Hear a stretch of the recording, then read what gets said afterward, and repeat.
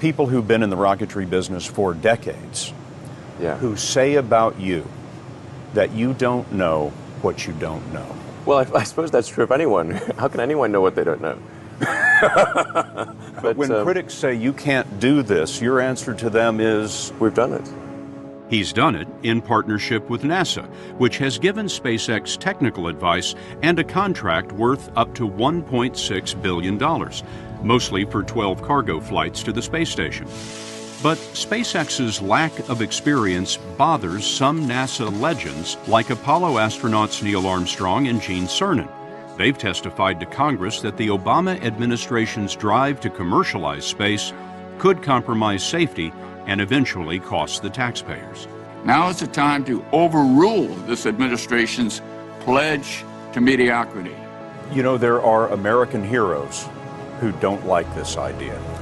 Neil Armstrong, Gene Cernan have both testified against commercial spaceflight and the way that you're developing it, and I wonder what you think of that. I was very sad to see that, because those guys are, those guys are heroes of mine, so it's really tough. You know, I wish they would come and visit and see the hardware that we're doing here. And I think that would change their mind. They inspired you to do this, didn't they? Yes. And to see them casting stones in your direction. It's difficult. Did you expect them to cheer you on? Certainly hoping they would. What are you trying to prove to them? What I'm trying to do is to make a significant difference in spaceflight and help make spaceflight accessible to almost anyone.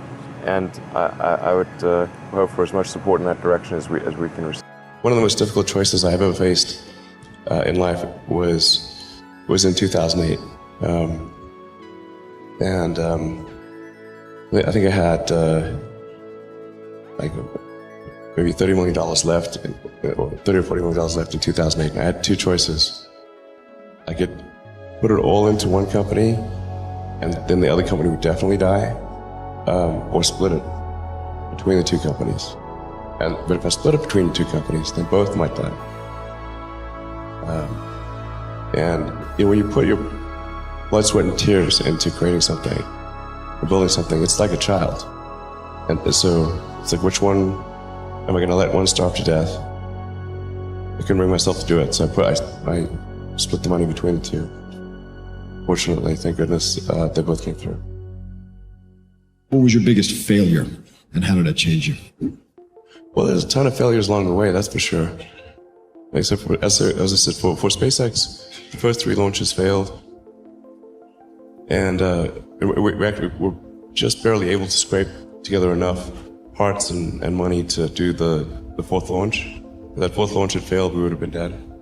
So multiple failures along the way. I tried very hard to get the right expertise in for SpaceX. I tried hard to find a great chief engineer for the rocket, but the good chief engineers wouldn't join, and the bad ones, well, there was no point in hiring them. So I ended up being chief engineer of the rocket. So if I could have found somebody better, then we would have maybe had less than 3 failures. That 3rd failure in a row, did you think, I need to pack this in? Never. Why not? I don't ever give up. So many people tried to talk me out of starting a rocket company. It was crazy. One good friend of mine collected a whole series of videos of rockets blowing up and made me watch those. He just didn't want me to lose all my money. We're doing these things that seem unlikely to succeed, and we've been fortunate, and at least thus far they have succeeded. Now is the time to take risk. You don't have kids. As you get older, your obligations increase. And once you have a family, you start taking risk not just for yourself, but for your family as well. It gets much harder to do things that might not work out. So now is the time to do that before you have those obligations. So I would encourage you to take risks now. Do something bold. You won't regret it. How did you figure you were going to start a car company and be successful at it? Well, I didn't really think Tesla would be successful. I thought we would most likely fail. But I thought that we at least could address the false perception that people had that an electric car had to be ugly and slow and boring like a golf cart. But you say you didn't expect the company to be successful, then why try? If something's important enough, you should try, even if the probable outcome is failure. Or how do you think about making a decision when everyone tells you this is a crazy idea? Or where do you get the internal strength to do that? Well, first of all, I'd say I actually think I feel fear quite strongly. So it's not as though I just have the absence of fear. I feel it quite strongly. But there are just times when something is important enough, you believe in it enough that you do it in spite of the fear. I think about what technology solution is necessary in order to achieve the particular goal, and then try to make as much progress in that direction as possible. I think being a multi-planet species and being out there among the stars is important for the long-term survival of humanity, and that's one reason. But then the part that I find personally most motivating is that it creates a sense of adventure, and it makes people excited about the future. If you consider two futures, one where we are forever confined to Earth until eventually something terrible happens, or another future where we are out there on many planets, maybe even going beyond the solar system, I think that second version is incredibly exciting and inspiring, and there need to be reasons to get up in the morning. Life can't just be about solving problems. Otherwise, what's the point? There's got to be things that people find inspiring and make life worth living. When my brother and I were starting our first company, instead of getting an apartment, we just rented a small office and we slept on the couch.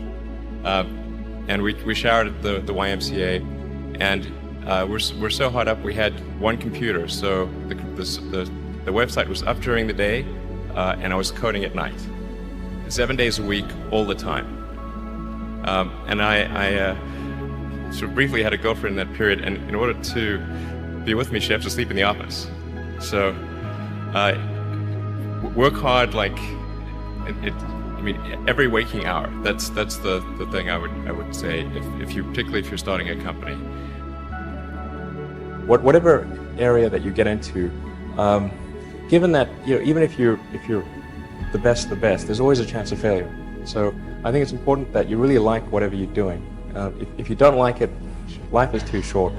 If you like what you're doing, you think about it even when you're not working. It's something that your mind is drawn to.